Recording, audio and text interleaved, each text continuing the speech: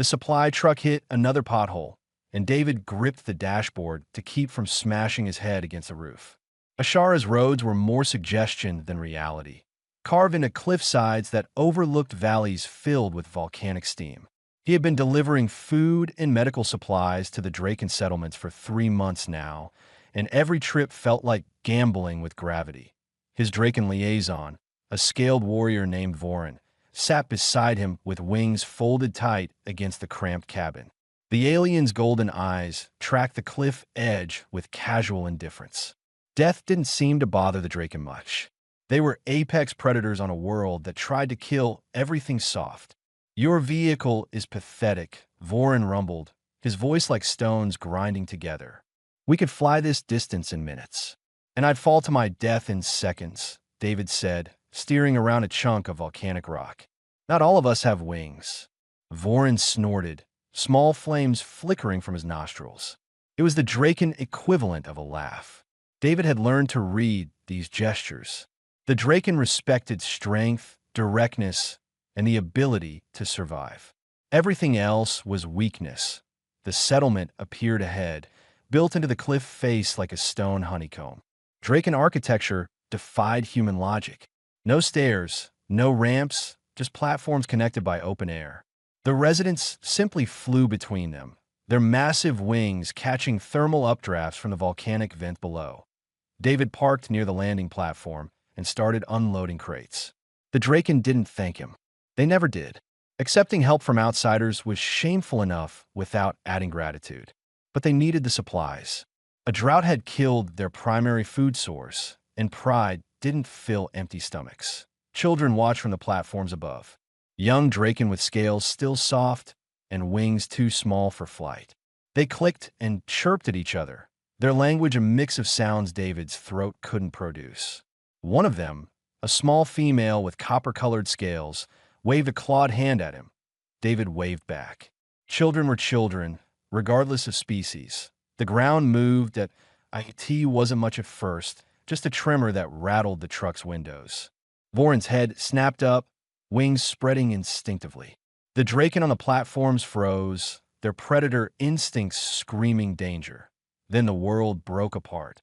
The earthquake hit like a physical blow. David fell to his knees as the ground bucked and twisted. The cliff face cracked with sounds like cannon fire. Chunks of stone broke away from the settlement, tumbling into the valley below. The screams started immediately, high-pitched wails of terror from the young and roars of fury from the adults. David watched in horror as an entire platform collapsed. Draken adults launched themselves into the air, diving to catch falling children. Wings beat frantically against gravity and chaos. Some made it, others didn't. The sound of bodies hitting stone echoed through the valley. Vorin was already airborne, his massive form disappearing into the dust and debris. David stumbled to his feet, legs shaking. Every instinct screamed at him to run, to get away from the crumbling cliff. But the screaming continued, and he couldn't move as a section of the upper settlement broke away completely. The structure tumbled down in slow motion, stone and metal twisting as it fell. David saw the copper-scaled child, the one who had waved at him, pinned beneath a collapsed beam. Fire spread from a broken fuel line, crawling across the rubble toward her. Adult Draken circled above but couldn't land. The ground was too unstable, the flames too hot even for their heat-resistant scales. They roared in helpless rage as their young one screamed for help. David ran, but he didn't think about it, didn't plan it. His legs just moved, carrying him across the shaking ground toward the burning debris. The heat hit him like a wall, scorching his lungs with each breath. Smoke made his eyes water. The child's screams cut through everything else. The beam was massive, easily hundreds of pounds of solid metal. David grabbed it anyway, muscles screaming as he lifted. It moved an inch, another. The child beneath was crying, her clicking speech rapid and terrified. Blood leaked from a gash across her shoulder. With a desperate heave, David threw the beam aside. It crashed down, sending up a shower of sparks. He reached for the child, gathering her small body in his arms. She was hot to the touch, her scales radiating heat like a furnace. The flames around them grew higher, fed by chemicals David couldn't identify. The child clung to him, tiny claws digging into his shirt. Her wings wrapped around his chest, seeking protection. David turned to run, but the fire had surrounded them completely. There was no path out, no escape from the burning circle. He looked down at the terrified child in his arms and made a decision. If they were going to burn, at least they wouldn't die alone. That's when he felt it. The flames moved. Not randomly, but with purpose. They pulled away from his skin, swirling around his hands instead of burning them. The heat was still there, intense and overwhelming, but it didn't hurt. It felt like recognition, like the fire knew him somehow. David lifted his hands, and the flames followed. They danced between his fingers, weaving patterns in the air. The child in his arms stopped crying, her golden eyes wide with wonder. Around them, the roar of the earthquake faded into silence. The adult Draken landed in a circle, wings creating wind that pushed back the smoke. Vorin was among them, his expression unreadable. They all stared at David, at the human standing in a ring of fire with their child safe in his arms. David stared back at his hands, at the impossible flames that gathered there like living things, and had absolutely no idea what he had just done. The healers worked in silence, their clawed hands gentle despite their size. David sat on a stone bench, watching them treat the child he'd pulled from the fire. Her name was Syra, he'd learned, the daughter of warriors who died shielding her from the first collapse. She hadn't let go of his hand since he'd carried her to safety. The settlement's medical chamber was carved into the coolest part of the cliff, but even here the temperature made David's skin prickle with sweat. The Draken moved through the heat like it was nothing, their scales designed for a world that baked and burned. His human body wasn't built for this. Yet somehow, he'd stood in flames and survived. That Vorin entered the chamber, his wings scraping the low ceiling. Behind him came an elder Draken, scales faded to silver with age. The newcomer's eyes were clouded white, but they fixed on David with uncomfortable precision. "This is Elder Calron," Vorin said. "He leads our council." David tried to stand, but Syra's grip tightened. She made a small chirping sound, a plea he didn't need translation to understand. "Don't leave." Calron approached slowly, each step deliberate. When he spoke, his voice carried centuries of authority. "Explain what happened in the flames." "I don't know," David said honestly. "I just wanted to save her." Then the fire started moving, and it didn't burn me. "Didn't burn you?" Calron repeated. "The flames that melt stone didn't burn your soft flesh. I know how it sounds. You know nothing." The elder's tail lashed once, striking the floor with a crack. "What you did is impossible. The flame bond is sacred to our people. It is born from our blood, our spirit, our connection to this burning world. No outsider has ever touched it. No outsider should be able to." Vorin shifted his weight, wings rustling. "Yet he did. I saw it. We all saw it." Calron was silent for a long moment. The other Draken in the chamber had stopped their work, listening. Even the injured had gone quiet. Finally, the elder spoke again. "The flame bond responds to inner fire. Will, courage, the strength of one spirit. We believed it was unique to Draken because only we possess such qualities. You have proven us wrong, human. I do not know if that makes you blessed or cursed." David looked down at his hands. They looked normal, unmarked by the inferno he'd walked through. "I just wanted to help." "Help." Calron tasted the word like something bitter. "Yes, you helped. You saved a child when we could not. Do you understand what that means? You, a soft thing from a gentle world, succeeded where our warriors failed. Some will see honor in this. Others will see shame." "I don't care about honor," David said. She was scared and alone. Anyone would have done the same. Vorin made that grinding stone laugh again. "No, human. Anyone would not have. That is precisely the problem." Footsteps echoed in the hall outside. A group of younger Draken entered, led by a warrior with black scales and scars crossing his snout. He looked at David with open hostility. "This is Kryn," Vorin said quietly. "He lost his sister in the collapse." Kryn's voice was sharp, each word clipped. "The human should leave, take his supplies and his pity, and go back to his own kind. We don't need outsiders stealing our sacred gifts." I didn't steal anything, David said, keeping his voice level. I don't even understand what happened. Exactly. You don't understand, yet you touch what is ours. You defile it with your ignorance. Calron raised a hand, and Kryn fell silent, though his eyes still burned with anger. The human has triggered an ancient law, one we have not invoked in generations. The law of the flame-bonded guardian. David felt a knot form in his stomach. What does that mean? It means, Calron said, that you saved Syra using the flame bond. In doing so, you formed a connection, an imprint. She sees you as her protector now, her family. And our law states that a flame-bonded rescuer cannot be separated from an orphan child until the child releases them of their own will. David looked at Syra. She was staring up at him with those golden eyes, her small clawed hand still wrapped around his finger. She lost everything in the earthquake. Her parents, her home, her entire family.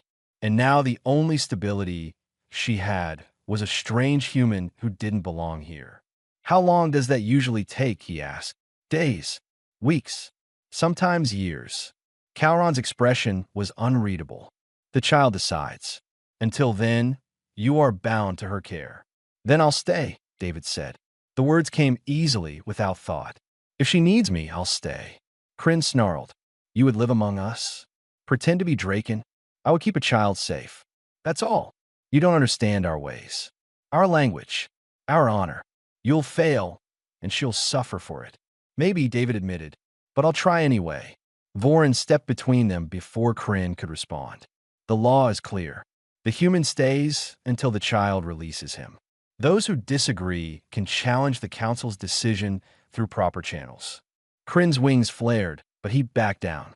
As he left, several other Draken followed him. David could hear their angry voices echoing down the hall. Not everyone was happy about this.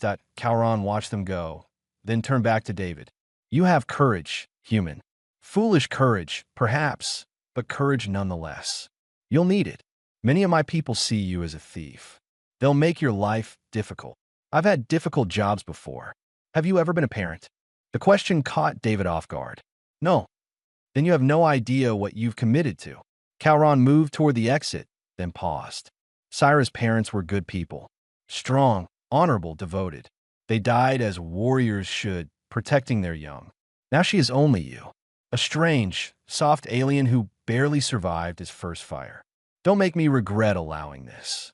After he left, the chamber fell quiet again. The healers returned to their work, treating the injured. David sat on the stone bench, Syra still clinging to him, and wondered what exactly he'd gotten himself into. Syra made a small chirping sound and pressed her head against his chest.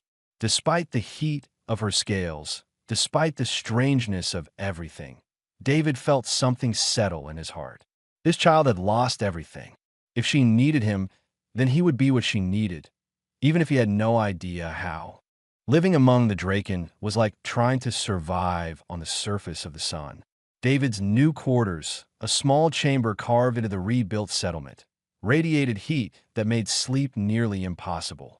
The stone walls held warmth like a battery, releasing it slowly through the night. He lay on the floor because the sleeping platform was too hot to touch, staring at the ceiling and wondering how anything lived here. Syra adapted better. She'd taken to sleeping curled against his side, her scales warming his skin but not burning it. The flame bond, whatever it was, seemed to protect him from her heat. It didn't protect him from much else. The first week was brutal.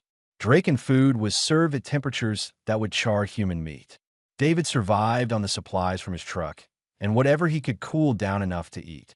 The buildings had no stairs, only platforms that required wings to reach. He climbed using maintenance handholds, arms shaking from the effort. And the language was impossible, full of clicks and subsonic rumbles his throat couldn't produce. Syra helped where she could. She brought him water from the Kules springs, showed him which foods were edible at lower temperatures, and taught him basic Draken words with endless patience. She was 6 years old in Draken terms, still young enough that learning came naturally.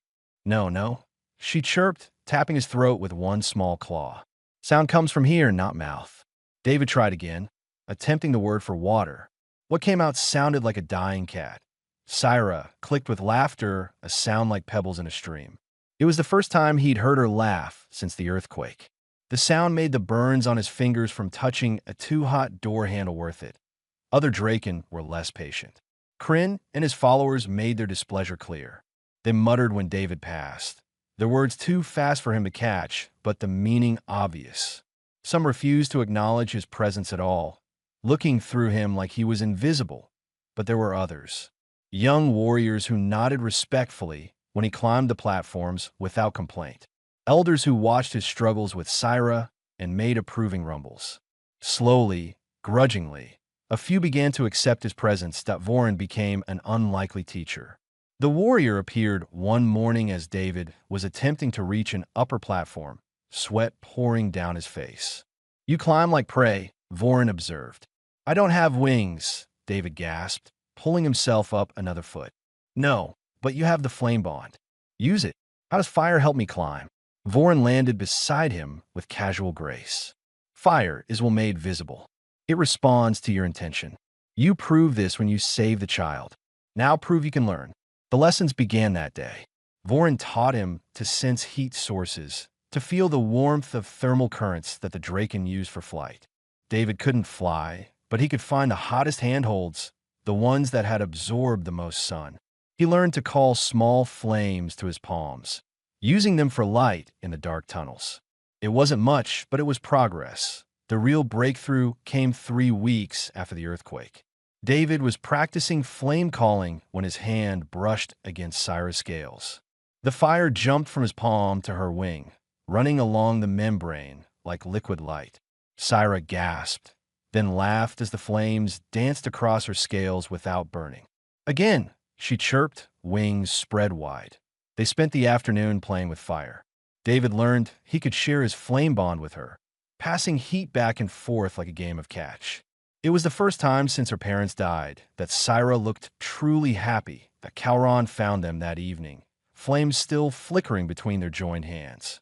The elder watched in silence, then spoke quietly. "Flame sharing is sacred. It's how Draken parents bond with their children, how mates connect their spirits. You do this instinctively, without training. Perhaps the bond chose you for a reason." "I'm not trying to replace her parents," David said quickly. "I know, but you are becoming something to her, whether you intend to or not."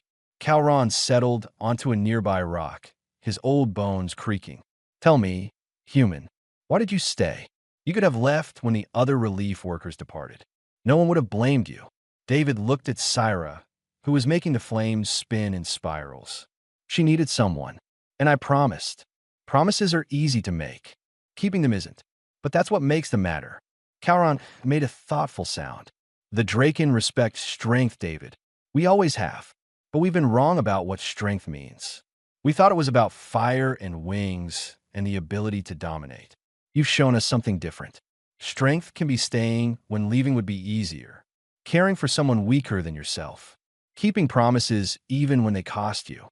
I'm just doing what anyone should do." "No, you're doing what a parent does. The child sees it, even if you don't yet." That night, as Cyrus slept against his side, David thought about Calron's words. He'd never planned to be a father, never imagined raising a child, let alone an alien one on a world that tried to kill him daily.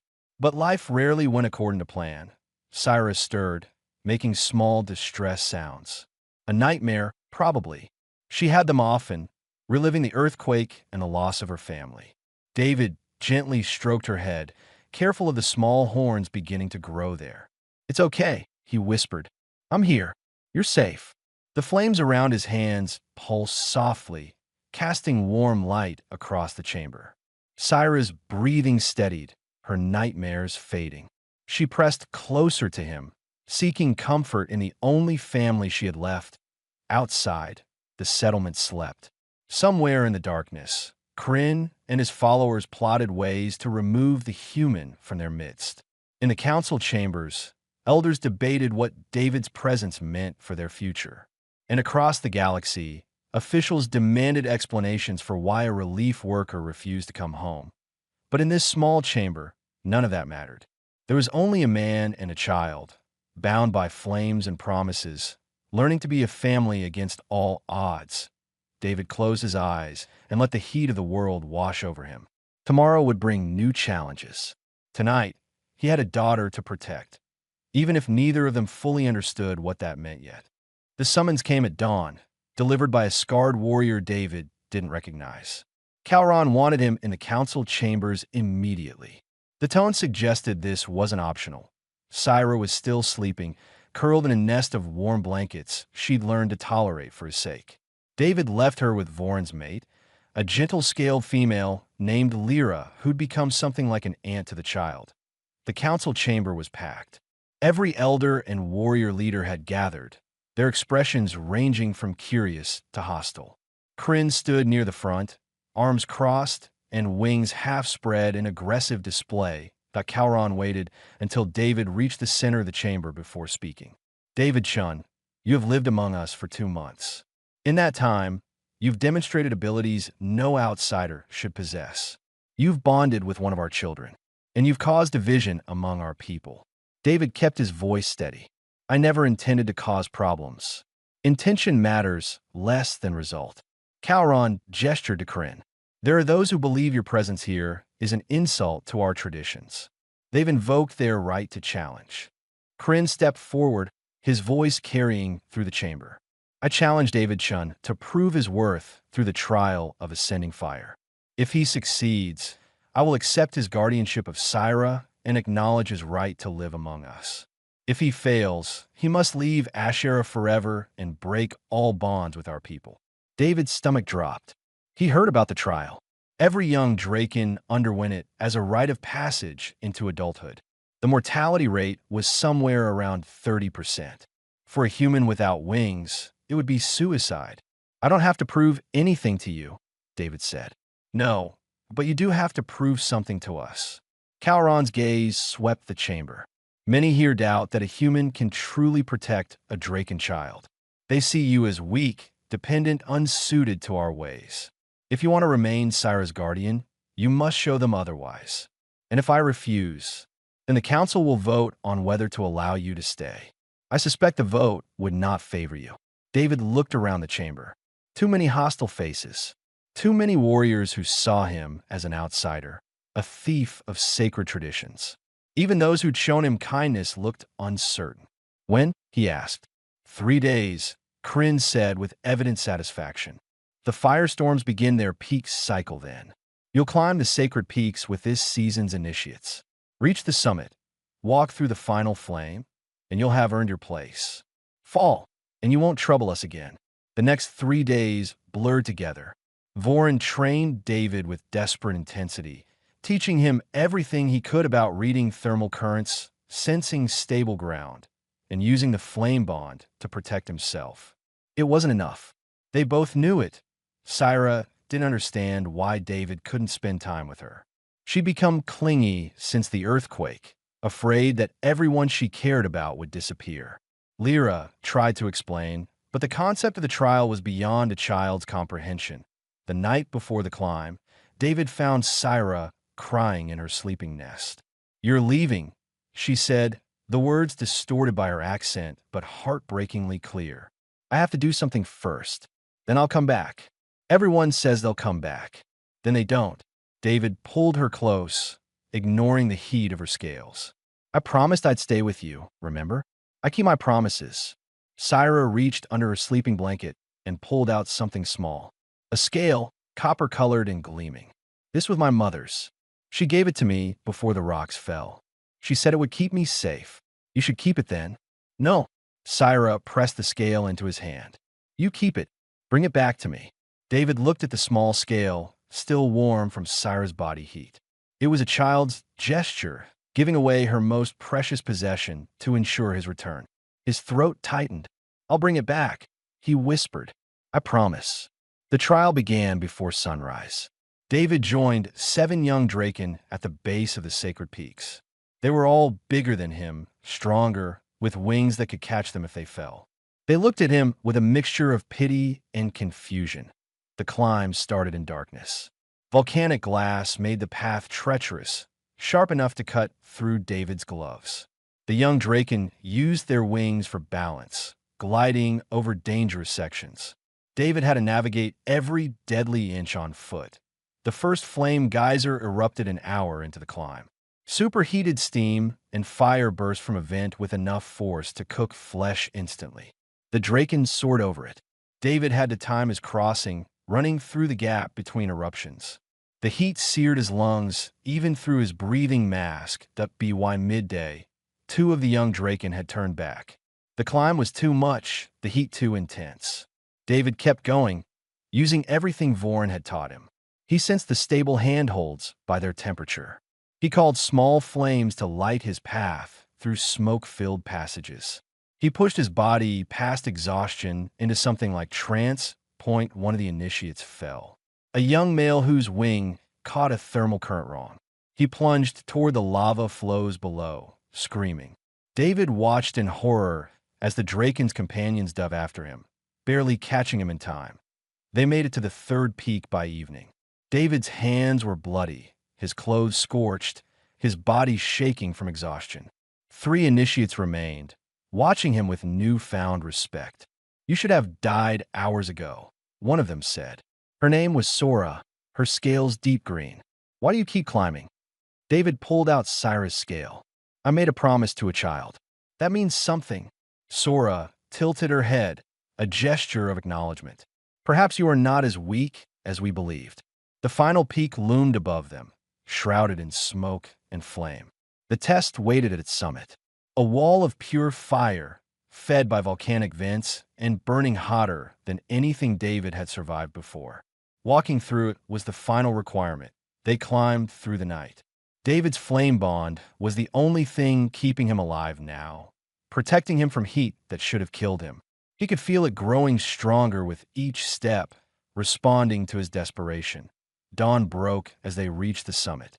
The wall of flames roared before them, 20 feet high and wider than David could see. The 3 Draken initiates spread their wings and flew through, their scales protecting them. They emerged on the other side, singed but whole. David stood alone before the flames. Every survival instinct screamed at him to run. The heat was overwhelming, the sound deafening. But Syra's scale was warm against his palm, and he'd made a promise. He thought about the child who'd lost everything, about trust and family, and what it meant to be someone's whole world. He thought about the flames that had gathered around his hands when he'd pulled her from the rubble, responding to nothing more than his desperate need to protect. David walked into the fire. The world became white heat and roaring chaos. His flame bond exploded outward, surrounding him in a cocoon of living fire. The flames didn't burn him. They moved with him, around him, like they recognized something in his spirit. He emerged on the other side, flames dancing across his skin like liquid light. The Draken initiates stared in silent awe. Even Sora, who'd seen him as weak, bowed her head in respect. Below, the gathered Draken witnessed everything. David could see Vorin's wings spread wide in triumph. Calron stood still as stone, his expression unreadable. And Kryn, defeated and silent, had no choice but to bow. David collapsed to his knees, the flames finally fading.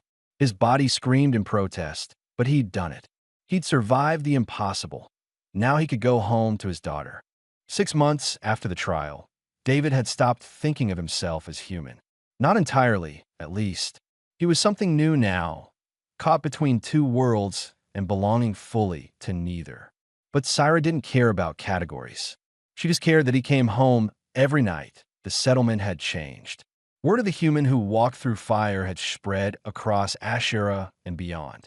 Diplomats arrived weekly, wanting to study David, to understand how a human could bond with Draken flames. Scientists offered huge sums for genetic samples. Politicians saw opportunities for cultural exchange. David ignored them all. He had more important things to worry about, like teaching Syra basic math and keeping her from setting the furniture on fire when she got excited. "But why do I need to know numbers?" Syra complained, her wings drooping with exaggerated despair. "Because someday you'll want to buy things, and merchants will cheat you if you can't count." David marked another problem on the slate. "Try this one." Syra's flames burned brighter when she concentrated, a trait that made studying indoors challenging. She worked through the problem slowly, her claws scratching numbers into the stone. When she got the answer right, her whole face lit up. I did it. You did. David couldn't help smiling. Moments like this made everything worthwhile. The pain of the trial, the suspicious stares, the constant struggle to navigate a world not built for him. All of it faded when Cyrus succeeded at something that Vorin appeared in the doorway, his expression serious. We have a problem. David's good mood evaporated. Vorin only looked like that when things were bad. What kind of problem? The kind with lawyers and mining permits. Council chamber. Now, the Galactic Commerce Authority representative was a thin alien with too many arms and a voice like grinding metal. He stood before the Draken Council, displaying holographic documents that filled the air with legal jargon. The mineral rights to Ashara's volcanic cores were sold to Helios Mining Corporation 15 years ago. The representative droned. The corporation is invoking those rights. Operations begin in 3 months. Calron's tail lashed, striking the floor hard enough to crack stone. Those cores feed the sacred peaks.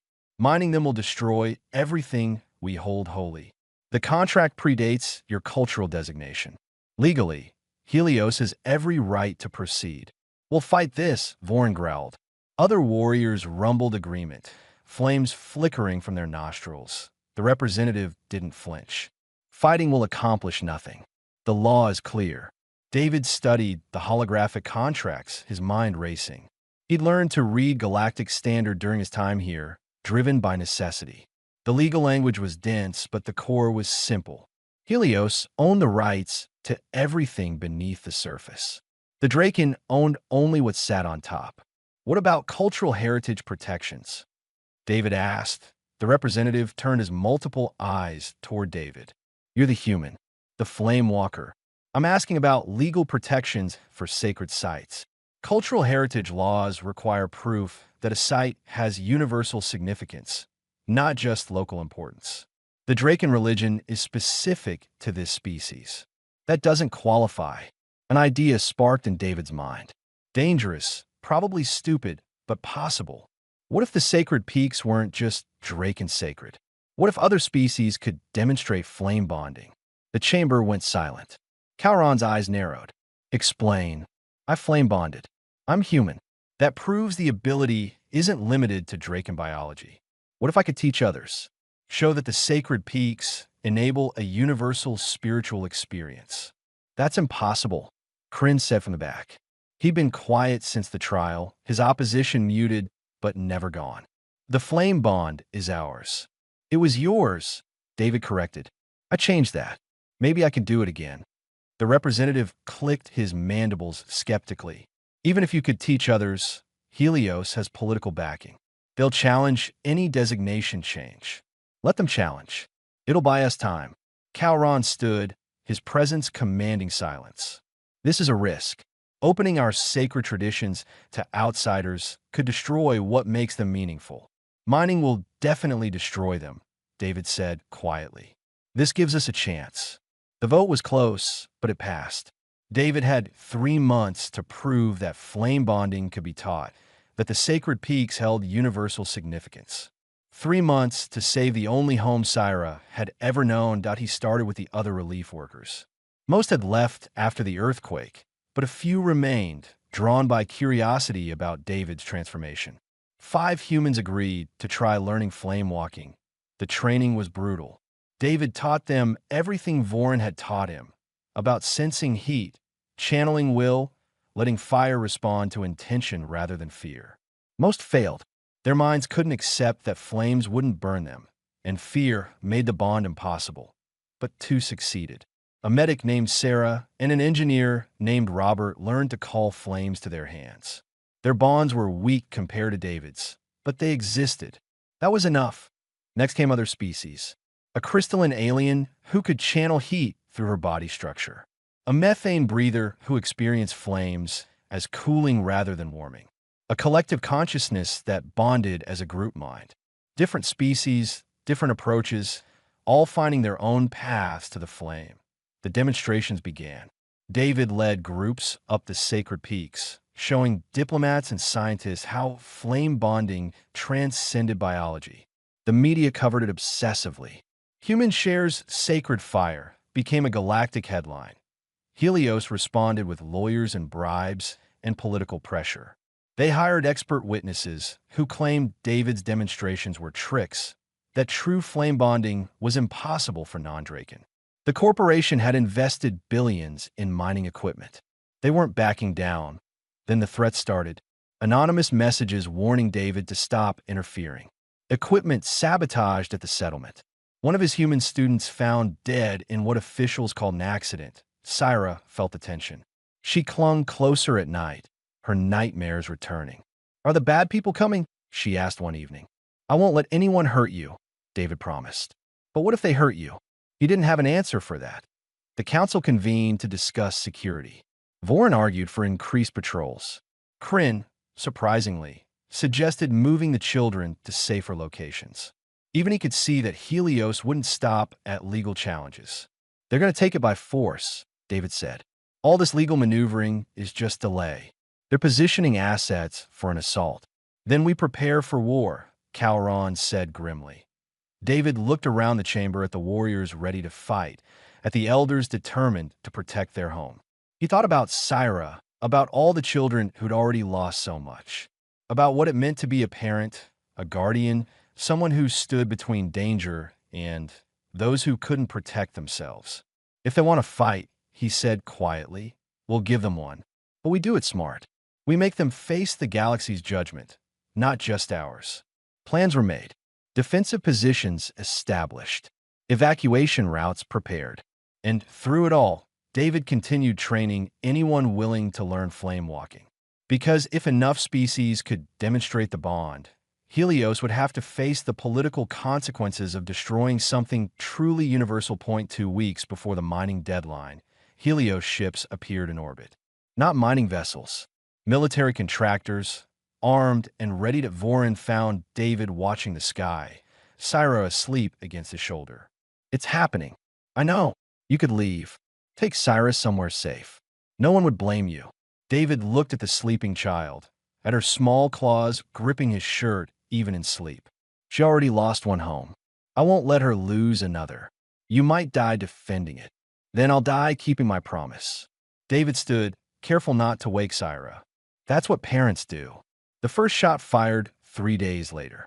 The mercenary drop ships descended through clouds of volcanic ash, their weapons locked on the sacred peaks. David watched from the defensive position Vorin had established, Syra hidden in the deep shelters with the other children. She'd begged to stay with him. He'd refused. Some promises meant protecting people from themselves. 20 ships, Vorin reported, his tactical display showing red markers spreading across the sky. Maybe 300 mercenaries. Heavy weapons, combat armor, orbital support. What about our forces? 80 warriors. Your flame walkers. Some automated defenses. Vorin's expression was grim. "We're badly outnumbered. Numbers aren't everything." David called flames to his hands, feeling the bond respond stronger than ever. 6 months of constant training had made him dangerous in ways the mercenaries wouldn't expect. They think they're fighting primitives with obsolete weapons. Let's show them different. The first wave landed near the base of the peaks. Mercenaries in power armor poured out, weapons scanning for targets. Draken warriors hit them from above, diving through volcanic steam and striking before the mercenaries could respond. Fire and plasma lit the darkness. David led the flame walkers in a flanking maneuver. The humans and aliens he'd trained moved through thermal vents the mercenaries avoided, using the planet's heat as cover. When they struck, it was with coordinated precision. Flames erupted around the mercenaries, not burning them directly, but creating walls that separated units and disrupted communications. The mercenaries adapted quickly. They deployed thermal dampeners that disrupted flame bonding, making it harder to control fire. Orbital strikes hammered Draken positions with surgical precision. Bodies fell on both sides, warriors and mercenaries alike. David's tactical training for his military service years ago came back. He coordinated defensive positions, rotated tired fighters, and use the terrain to maximum advantage. The mercenaries had superior numbers and equipment, but they were fighting on hostile ground against enemies who knew every thermal current and lava flow. Hours blurred together. David's flame bond grew unstable from exhaustion, flickering in and out. He'd pushed too hard, channeled too much power. But they were holding. Barely, but holding. Then the mercenary commander deployed the thermal weapon. David saw on the tactical display a massive device being lowered from orbit. Voron's eyes widened in recognition. That's a heat sink bomb. It'll drain all thermal energy from the area, kill the volcanic activity. No heat means no flame bonding. How long until it activates? 20 minutes. Maybe less. If that weapon activated, every advantage the defenders had would vanish. The Draken would lose their flame bonds. The volcanic vents would go cold, and the mercenaries would sweep through unopposed. David made a decision that would probably kill him. Get everyone to the shelters. I'm going after that weapon. That's suicide. So is staying here. David was already moving, calling flames around his body like armor. Keep Cyrus safe. That's all that matters. He ran toward the weapon platform, using every trick he'd learned. Flames propelled him forward. Thermal currents lifted him over obstacles, and his bond with fire let him sense enemies before they saw him. Mercenaries fell back, confused by the human moving through their kill zones untouched. The weapon sat on a landing platform, surrounded by guards and humming with power. David could feel it pulling heat from the air, creating a dead zone that made his flame bond sputter and die. He pushed through anyway, running on pure determination that a plasma bolt caught him in the shoulder. David fell, pain exploding through his body. More shots followed, shredding his makeshift armor. He tried to stand, but his legs wouldn't respond. The wound was bad, possibly fatal. Cyrus' voice echoed in his memory. You promised you'd come back. David dragged himself forward, leaving blood on the stone. The weapon was 20 feet away. Might as well be 20 miles. His vision blurred, his flame bond guttering like a candle in wind. Then he felt it. A surge of power, wild and uncontrolled. Flames erupted across the platform. Not from a volcano, but from something else. Something young and desperate and absolutely furious. Cyrus stood at the edge of the platform, her scales blazing with light. She'd left the shelter, followed him despite orders to stay safe. And now her grief at seeing him wounded triggered something her young body couldn't handle. Fire poured from her in waves, driven by pure emotion. The mercenaries scattered, their armor melting under heat that exceeded anything their equipment could handle. But Cyrus couldn't control it. The flames were consuming her, burning out of control in a feedback loop that would kill her. David reached for her through their bond. The connection flared to life, stronger than it had ever been. He could feel Cyrus' terror, her power running wild. She was 6 years old and wielding forces that would challenge an adult. I've got you, David whispered through the bond. We do this together. He showed her how to channel the flames, not suppress them, but guide them. Like when they played with fire in their home, passing heat back and forth. She was strong, stronger than she knew, but strength meant nothing without controlled. Cyrus' flames shifted, responding to David's guidance. Instead of consuming everything, they focused, concentrated, became a weapon of terrifying precision. The fire struck the thermal weapon dead center. Metal melted, systems overloaded, and the entire device collapsed in on itself. The explosion rocked the platform, but the thermal drain died with it. Across the battlefield, Draken warriors felt their flame bonds return at full strength. They pressed the attack with renewed fury, driving the mercenaries back. Orbital weapons couldn't help the ground forces now, not without hitting their own people. David collapsed, his vision fading.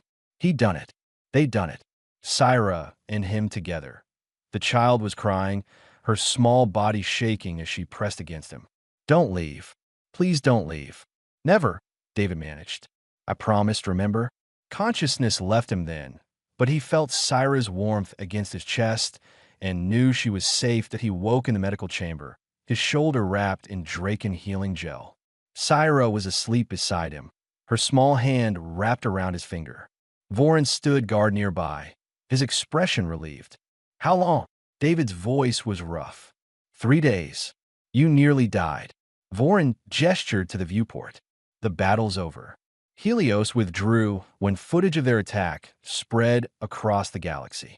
Turns out people don't like corporations bombing cultural sites, especially ones that turn out to be universally significant. The contracts are void, the mining rights revoked. And Syra scared you half to death. Also demonstrated flame control that most adults can't match. Vorin's expression softened. She saved you. Saved all of us. That child has her mother's strength and her father's stubborn refusal to accept defeat. I'm not her father. Tell her that. Foy nodded toward Syra. The council voted yesterday. You're formally recognized as her parent under Draken law. Full rights, full responsibilities. She's yours, and you're hers. David looked at the sleeping child, at the copper-colored scale she'd returned to him, now hanging on a cord around her neck. He thought about promises and family and the strange path that had brought him here. Yeah, he said quietly. I guess we are. 3 months later, David stood at the edge of the sacred peaks, watching the sunset paint the volcanic clouds gold and crimson. Syra sat beside him, practicing flame calling with the careful precision she'd learned through trauma and necessity. Tell me about Earth again, she said, her accent barely noticeable now. What do you want to know? Everything.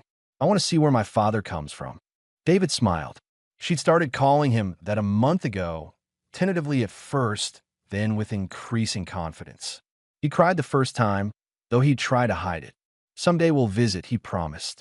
You can meet your human family. They'll love you. Will they think I'm strange? Probably. But being strange isn't bad. It's what makes you special. Syra leaned against him, her warmth comfortable rather than painful. Their flame bonds pulsed in harmony, two hearts beating as one. Around them, the settlement bustled with life. Draken and humans working together, sharing knowledge and building something new. Kryn approached his hostility long since transformed into grudging respect. The council wants your input on the new cultural center. Something about making it accessible for non-flyers. Tell them I'll be there soon, David said. After Kryn left, Syra looked up at him with those golden eyes. Do you ever regret staying? Giving up your old life? David thought about it honestly. About the career he'd left behind, the world he'd abandoned, the life he'd planned that had nothing to do with alien children and sacred flames. No, he said, and meant it completely. I found something better. I found you. Syra smiled, flames dancing between their joined hands. Below them, the galaxy spun on, full of problems and politics and endless complications. But here on this burning world, a human and a Draken child had built something simpler. Something that mattered more than laws or corporations or the opinions of those who'd never understood that they'd build a family. And that was worth any sacrifice, any challenge, any impossible trial. David pulled Syra close, watching the flames paint the sky, and felt something he'd never expected to find on this alien world that he felt home.